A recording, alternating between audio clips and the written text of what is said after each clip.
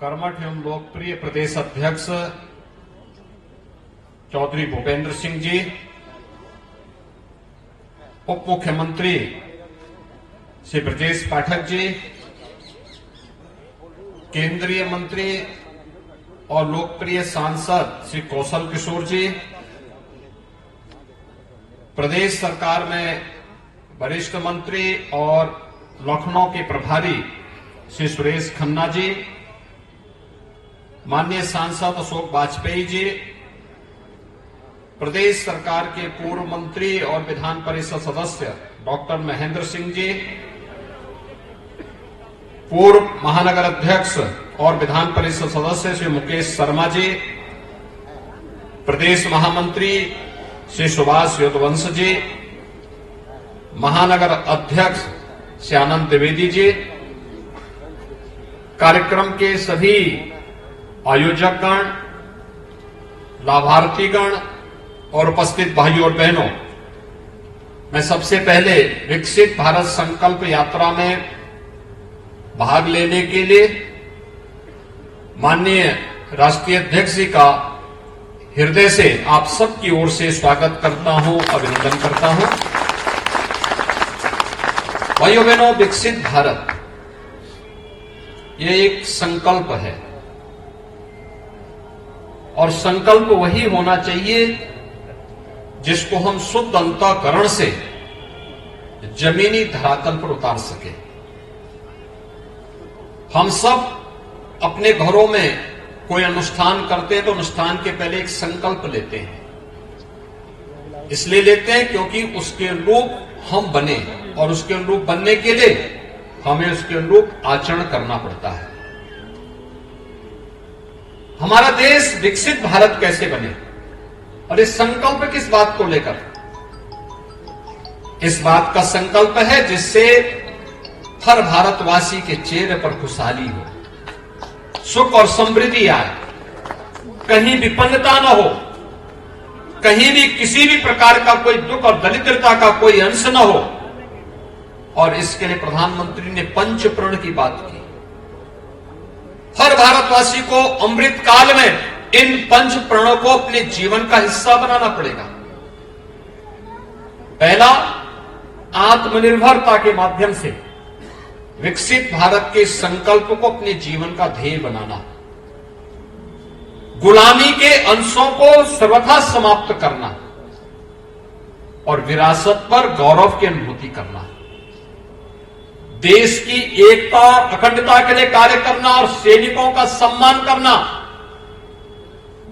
और अंत में एक नागरिक होने के नाते अपने कर्तव्यों का ईमानदारी पूर्वक निर्वहन करना।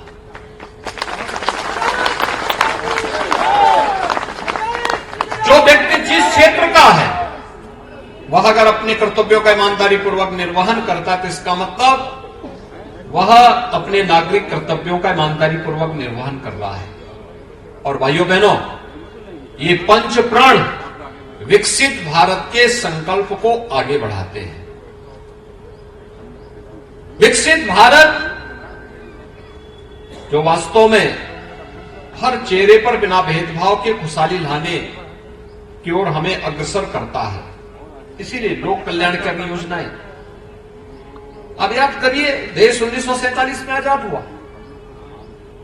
1947 से लेके 2017 तक इन 70 वर्षों में उत्तर प्रदेश में कभी इतने आवास नहीं मिले। यानी 70 वर्षों में जितने आवास नहीं मिले उससे कई गुना आवास हमने डबल इंजन की सरकार थी, मात्र 6.5 वर्ष में 55 लाख से अधिक परिवारों को एक एक आवास दे दिया।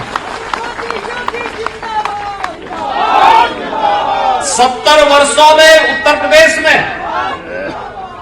जितने गरीब परिवारों को शौचालय नहीं मिले होंगे, हमने मात्र 6.5 वर्ष में डबल इंजन की भारतीय जनता पार्टी की सरकार ने 3 करोड़ गरीब परिवारों के घर में एक एक शौचालय प्रदेश के अंदर बना दिए।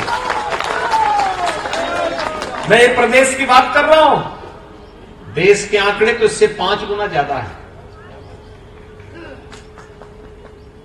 पहले गरीबों के राशन को माफिया हड़प जाते थे, गरीब को मिलता ही नहीं था। पिछले 3.5 वर्ष से उत्तर प्रदेश में 15 करोड़ गरीब फ्री में राशन की सुविधा का लाभ प्राप्त कर रहा है। और मोदी गारंटी ने तय कर लिया है कि अगले 5 वर्ष तक फ्री में राशन हर गरीब परिवार को, इन 15 करोड़ लोगों को प्रदेश में प्राप्त होगा। पहले किसी भी गरीब को स्वास्थ्य बीमा का कोई कवर नहीं था। आज सौभाग्य से प्रधानमंत्री जी के मार्गदर्शन में, जिनके नेतृत्व में योजना बनी, वही नड्डा जी आज हमारे राष्ट्रीय अध्यक्ष बनकर के यहां हैं। आयुष्मान भारत की योजना प्रदेश में 10 करोड़ लोग सीधे सीधे इसका लाभ ले रहे हैं।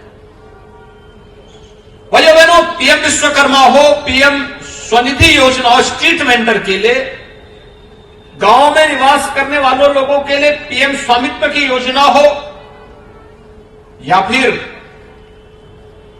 1 डिस्ट्रिक्ट 1 प्रोडक्ट की योजना हो, ये तमाम ऐसी योजनाएं हैं जो बिना भेदभाव के हर व्यक्ति के जीवन में परिवर्तन करके गरीबी रेखा के नीचे से जीवन यापन करने वाले लोगों के स्तर को उठाने का एक अभिनव प्रयास प्रारंभ हुआ है।